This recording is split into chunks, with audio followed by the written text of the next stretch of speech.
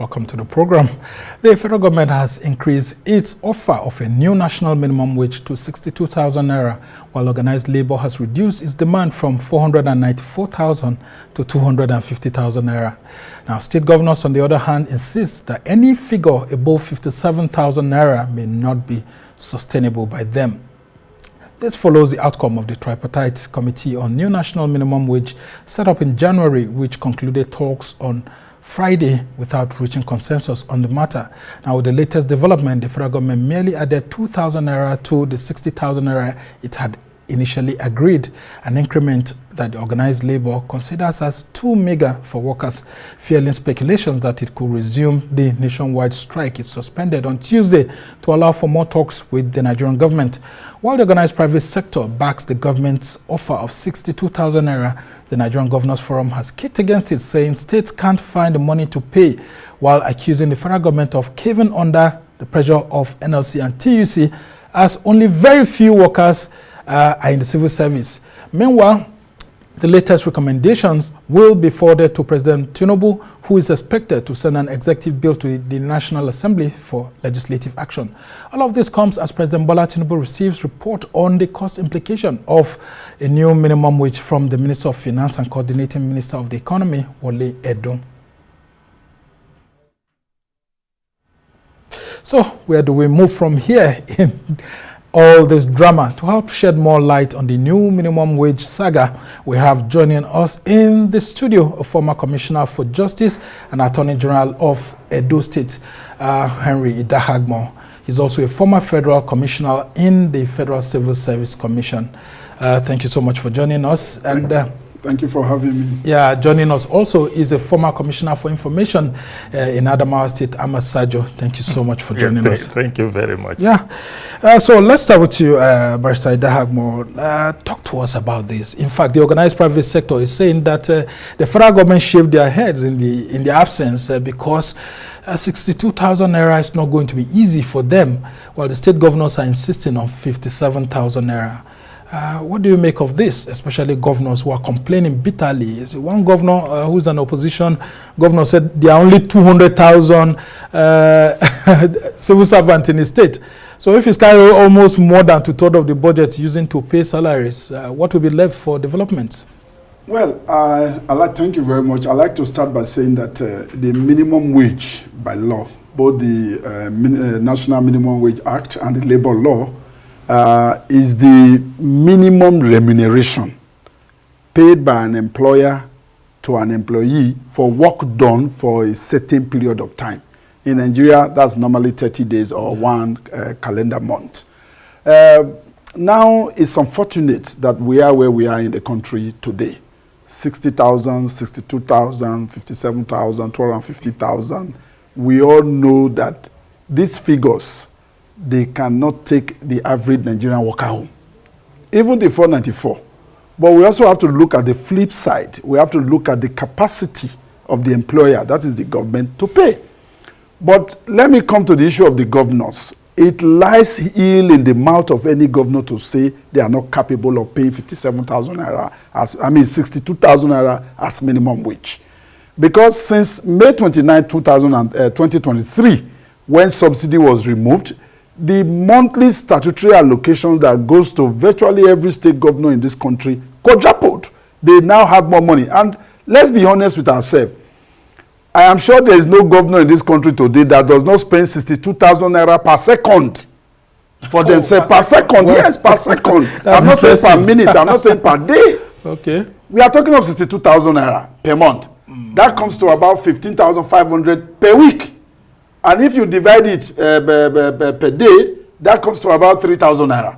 And I'm very sure, especially in a place like Abuja here, that the average worker spend more than 3,000 naira a day commuting to or from his place of work. Not even feeding. Not feeding, not any other thing. Because when Abuja was designed, the average worker was not in the picture when Abuja was designed. Most average workers today in Abuja, they live in Maraba, they live in Zuba, they live in Masaka, the outskirts. And commuting from there to the city center, to the central business district is very expensive. So, for me, I think, and then before I close on this issue, I want to appeal to the labor leaders. They are free to go on strike. The right to strike is inalienable under international labor law adopted in Nigeria to every worker. But after certain conditions have been met. But whenever they go on strike in Nigeria, they should please next time not shut down the national grid.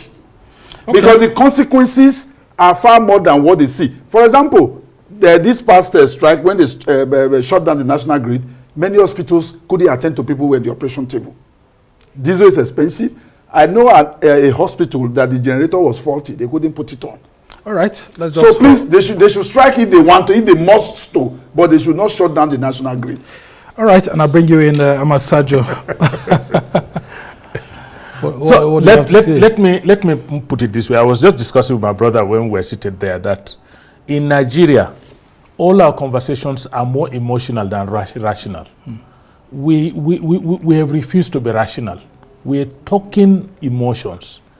I agree totally that under the current condition of living in this country, even the 62,000 proposed by the federal government is not really a take-home pay that takes you home.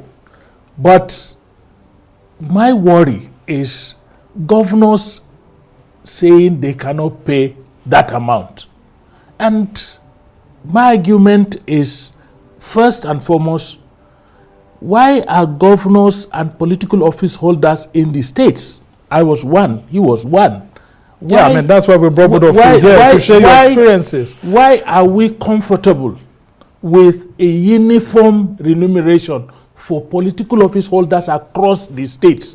Nobody is complaining that states are not, state A is not strong enough to pay this much to its political office holders. It's centrally determined. So why are we talking about minimum wage of workers not centrally determined? That's number one. Number two, when the subsidy was removed, which my brother alluded to, when subsidy was being paid, we all know that it was only federal government that was paying subsidy. Nobody was asking state governments to pay subsidy. It was federal government that was paying subsidy. But when subsidy was removed and some accruals became available, states were beneficiaries, or they are beneficiaries till this moment. When I was in government, I know that when I was a cabinet member in my state, the maximum we ever got was about 4 billion. Maximum. Well, so sometimes 2.5. No, I'm being very honest. Most times we borrow to augment to even pay the salaries. But today governors receive up to 20 billion. And yet they are telling you that states that were managing salaries with 2.5 billion now are receiving like 20 billion, and they still are telling you they cannot pay. I mean, that for me is, and to say that workers are a minute percentage of their population. Yeah, I mean, that's what I wanted to come to. Let me ask a question. How much of their population are they truly intervening? Because when you do gigantic projects in the state capital, the man in the village may in his entire life never use your overpass that you call flyover. Yeah, it's an overpass. Overpass. Yeah. So you see, but again, I have my reservations with the labor movement in this country. This labor that will always, argue about labor. They have not yet divorced themselves from the Soviet-era labor oligarchy. What do you mean by that? Exactly. Do strike, collect increased salary. Do strike, collect allowances. But why are they not innovative enough to begin to ask for transport vouchers, to begin to ask for meal vouchers, to ask for health vouchers? There are intangibles that even our neighbors around. I went to Cameroon. Cameroon, yeah, I know they do a lot of that. They do a lot of that. So, and that is one way that we will be sure that may not even drive inflation as a result of increase in salaries. But this is what we're doing. Again, labor will tell you that they are working, they are doing it for ordinary people. But why are they not including in some of their demands, that these welfare issues, reduction of tax, multiple taxation, removal of roadblocks on the road. That I remember sometime last year, sorry to just chip in there, in October, when they wanted to go on that strike, there were about 16 demands that they listed, including that. So I'm coming to that. Then another thing is that whenever labor is on strike, I hear them sing "Solidarity Forever." I am imagining the solidarity between workers who steal pension money in pension funds for their colleagues who have retired. Because just listen to what they said about the House of Assembly probe of El-Rufai in Kaduna, that in all the documents they peruse, his signature is not there. There is not even the president of this country signs the instrument to remove money from the bank. Every kobo that is stolen in this country is stolen with the acquiescence of workers. Yeah, especially those then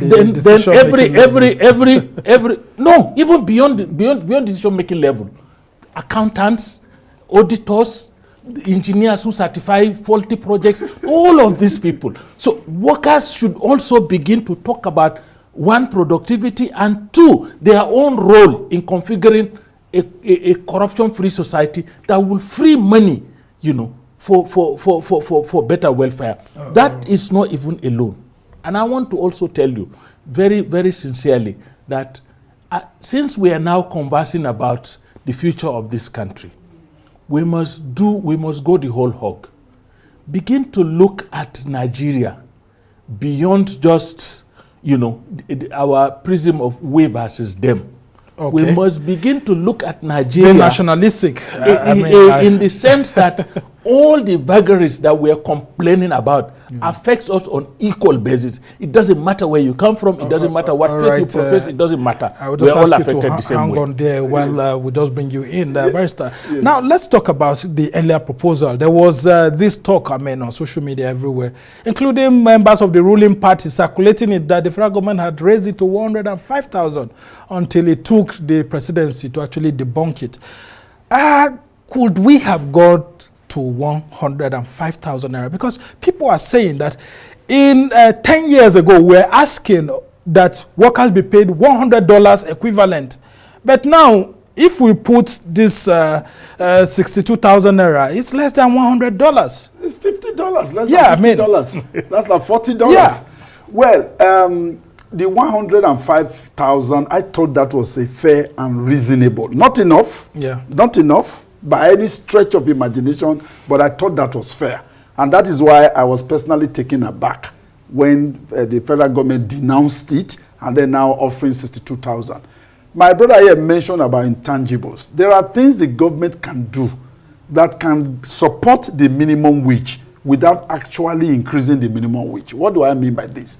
He mentioned, like, for example, transportation. This government has said they are going to do CNG buses, CNG stations. They should expedite it. If workers can come and go from their work with minimum amount for transportation, it will free up some money from their minimum wage. The issue of food, for example, food inflation in this country today, the last time I checked was like 38%. It's very high. The entire 62,000 is not enough to feed a single individual. I'm not talking a man married with a whole month. Yes. Then we need to do something more about agricultural production. We need to tackle insecurity. Many of us are willing to go to farm to supplement. At least if I cannot do commercial farming, I want to be able to plant the basic things that I eat. But I'm afraid to go into the bush now to go and farm because of insecurity. So government need to work on that. Then you look at healthcare, for example. When you get your minimum wage, I'm talking about things you do with your minimum wage. You are sick, you go to the hospitals. Yes, our hospitals are no longer consulting clinics, but the cost of medication has become prohibitive. Many people now are resorting to agbo and all sort of herbal concoctions, which will have negative impact on the healthcare system in the future. People are damaging their liver, they are damaging their kidney because they don't know the import of this agbo on their system. Now, when you get your minimum wage, it's cheaper. It's cheaper. but on the long run, it shortens their days because a lot of people are coming up with kidney failure. They are coming up with liver cirrhosis and all that because they don't know what this Agbo is made of. Yeah, when you get your minimum wage, you pay your children's school fees. The government has done a fantastic job on that. For the first time in this country, we don't have student loan. I understand students have started getting the money, 75,000 for their school fees, about 230-something thousand for their maintenance, coming to about 300,000. So when you put all these things together, people will be able to live a better quality of life than when you ask for 494,000 and then the next day a loaf of bread becomes 25,000. Yeah, I mean that's where I wanted to go to. And then, yes, and then he mentioned something about productivity. Okay, yeah.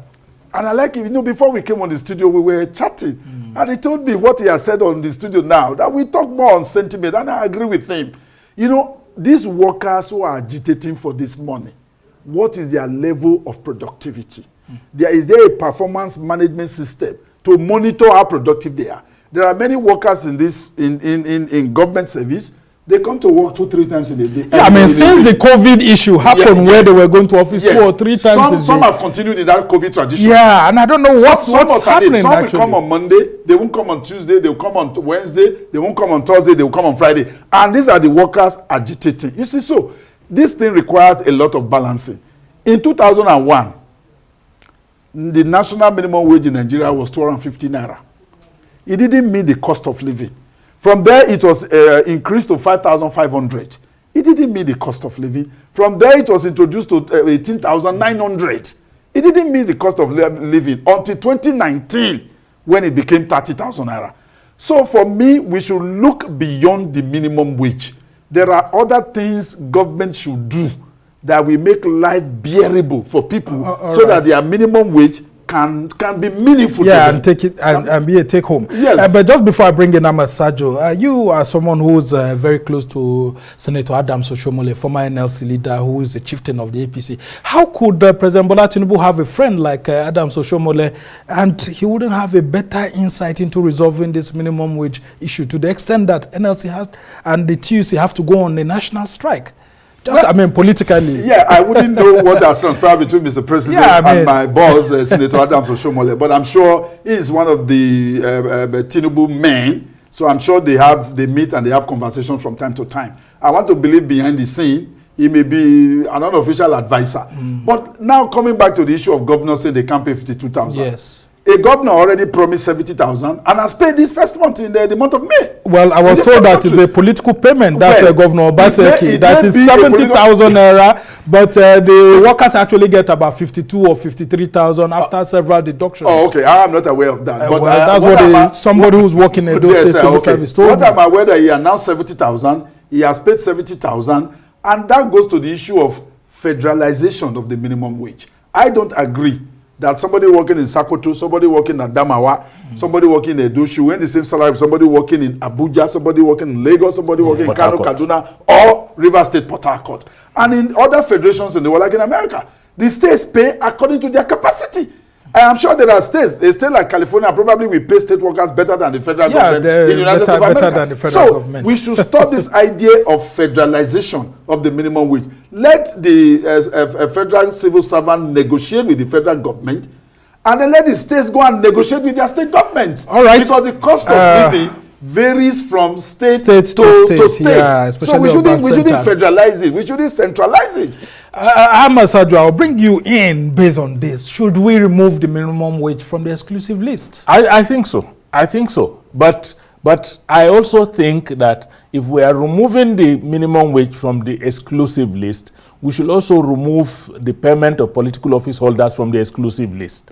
Okay, there should be no. Yeah, so it shouldn't be a central payment for governors and political office holders. If workers in my state of Adamawa are going to receive less than workers in a state like Lagos, then the commissioners in my state should also receive less than the commissioners in Lagos. You know, we are over federalizing. You see, sometimes Nigeria, we treat all our issues like Agbo that he's talking about. Yeah, you know, one drug, Bobo Jedi. So you take one drug and it cures everything. I think we should begin to think about a lot of things. If we don't, reduce this over centralization of our operations, we may end up with crisis that we will not be able to handle. All right, but just before you continue, Sajoh, look at the state independent electoral commissions, for example.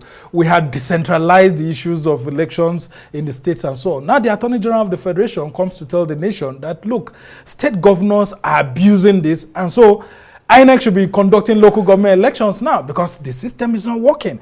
If we do the same with the national minimum wage, aren't we going to have governors abusing this process? Then if you put a law, because there are still states that have not paid 30,000 till today. Yeah. If you put a law that compels a governor to pay a minimum wage of 62 and the governor refuses to pay, what do you do with him? First, he has immunity. Secondly, you as a federal government, you have no power. Look, in that law, the minimum wage law, the one that is currently in existence, there is a section that says there is a need for some monitoring mechanism. Nobody has ever monitored the implementation of these things. States government abuse it the way they like. Nobody has ever said, look, you must do that. What I am saying is that what we need to do is to take a position. If we are going to over-centralize our operations, our federal operations, the way we are over-centralizing payment of political office holders, conditions of political office holders, entitlements of political, if we are over-centralizing everything, let us. If we are going to decentralize, move some of these issues away from the exclusive list. As far as I'm concerned, the exclusive list, I'll tell you, it's minimal. It's not, it shouldn't be as bogus as we have it in Nigeria today. If we can do that, let people go and manage their affairs the way they are. Yeah, and let that was people, the foundation of federalism, let people also do it according to productivity. When you are spoon-fed, the way we are being spoon-fed at state level in Nigeria, states don't even consider that they need to increase the level of productivity within their enclaves so as to raise the income within their states. Each state in this country, especially in the northern states, can put 1 million hectares of land under cultivation. And that automatically drives food prices and whatever, begins to bring about export, income. You begin to do a lot of other things. Look, simply in Burkina Faso, shea butter is one of the highest, income earning commodities in Burkina Faso. Yes. Shea butter. Do we care about shea butter in this thing you just mentioned? 4 days ago, I watched a video on Instagram or on the social media, and I almost cried. I don't even know where they came from. Some Africans were having a conversation, just like we're having now. And then one man said, apparently not a Nigerian, that Nigerians are full of bragging. Out of every 5 black people, 4 are Nigerians. And then he said he told the Nigerian ones, when I open my refrigerator in the morning to look for something to eat or drink, I do not find any Nigerian-made product. Exactly. No, Nigerian. So what are you bragging about? He said the Chinese. What's the essence of our population? What is it? He said the Chinese could say, out of every 5 human beings in the world, the Chinese there are 2 or 3. And out of every 5 products in the world, 4 of them are from China. Exactly. So you see, the truth is, we are over concentrating on the federal government in this country, especially since Tinubu became our president. He has done a lot of liberalization. He has done a lot of funding for the states and local government, and nobody's asking any questions. Exactly. You mentioned the Honorable Attorney General of the Federation and Minister for Justice, Lateef Fagbemi, SAN, about taking back the power of the state electoral. Yeah. I contested and won election in 1999 as a local government council chairman. It was conducted by federal INEC. It was tough. It was competitive. In fact, I became a council chairman with 144 votes. Wow. That's what I used in defeating my opponent. 144. But since states were given the power to set up SCEC in my state, those state electoral independent service commission, there has been it is selection after selection after selection. That does not, in my view, justify the call of the Attorney General to say that we should bring it back to SCEC. It builds on the people who are in the state to insist that election must be conducted. Well, and when governors are alphas and omegas, they can only be alphas and omegas. But when the people are reticent, okay, that is when they are alphas and omega. So instead of people shouting at Tinubu, Tinubu, Tinubu, they should shout the name. As far as the names of their governors, as far as I'm concerned today, they are not up to 5 governors who are governors. I mean, governors, governors that can be described as governors working and performing for their people. You mentioned Zulum. You mentioned Sanwo-Olu has turned Lagos into Dubai. There's nothing in Dubai now. You know, well, Nigerians now go to Metro in Lagos and they take video. You think they're in Dubai? They will tell you they're in Dubai, whereas they're in the map. Yeah, I mean, based on that.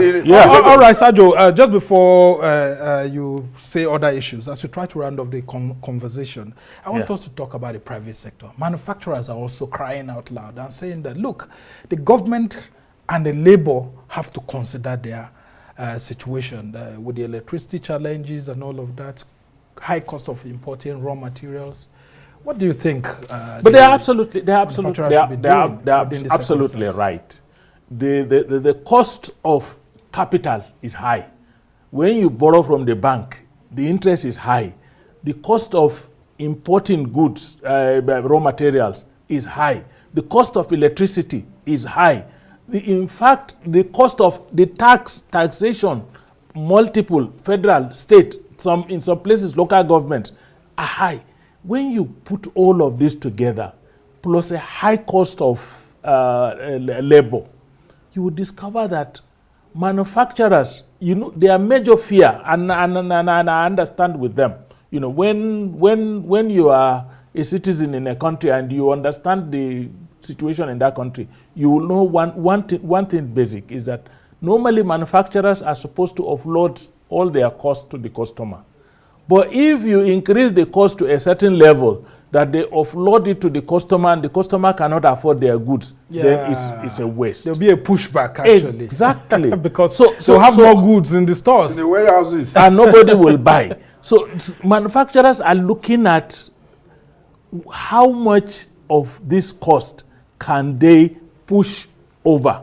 And wouldn't it lead to unemployment? I mean, if they are unable to pay this if they are unable to pay these people. So, but again, government can do certain things.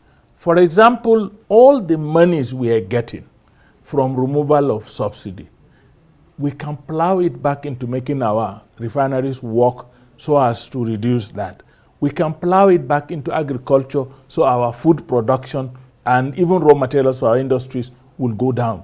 We can push part of this money into electricity to make sure that we have cheap electricity for our factories. Instead of sending this money to the state governors who are saying they can pay. Yeah, but it's statutory, actually. I mean, can the federal government actually just take that? No. But what we are saying, consolidated revenue fund, everybody knows what goes in there. What we are saying, what we are saying is that critical infrastructure should be provided such that the economy itself would. One thing I have always said is that what the Tinubu government has been able to do, which we cannot take away from them, was that they have developed sufficient political will to take decisions that other governments were either afraid or shied away because they wanted to be politically correct. He took those decisions. And that is why we don't, at present, there is no state, no federal, no state borrows money to pay salaries. That is a relief. But that alone cannot stabilize the economy. The economy must be stabilized so that manufacturing can also function well. Yeah, now we want to hear your view on that. How do the organized private sector, how do they come into this? The Nigeria Employers Consultative Association is actually saying that, look, this is a huge burden. If we don't get it right, even the private sector won't thrive enough. The private sector must be allowed to pay what is economically viable for them to do. After all, nobody is compelled to work for anybody. Nobody is compelled. If you are working for Arise Television, they are not paying you where your competitor offers Mr. Sambo, so you will go. So they cannot be, the national minimum wage should not be forced down on the throat of, especially manufacturers. Because one of the problems we have in the country, we don't manufacture enough. We export all our raw materials somewhere else. Yeah. And manufacturers go to where labor is cheap. Yeah. labor used to be cheap in this country, but other factors of production are not cheap. Land, things like electricity, they are not cheap. That's why manufacturers are not coming here. So if we want to be competitive, at least in the West Africa and the African region, we have to make access to land cheap, all the factors of production. We have to make, and one of them is labor. So for the private sector, the government or the labor leaders must understand that they cannot negotiate for those people. They cannot negotiate for those people. Okay, so how realistic is Labour's 250,000 naira demand? Very quickly, in 30 seconds. Okay. in real terms, it's what is closer to take home, but it's not realistic.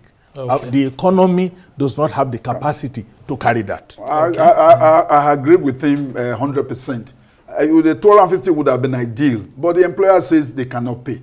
And the workers... And the federal government is true, is shouting that it will hit about 9.4... That's what I'm saying. That's the employer. They said they cannot pay. All the employers. And then the workers should also have at the back of their mind that it is not sufficient to ask for only minimum wage. Minimum wage has concomitant consequences, one of which is inflation. Another two is unemployment.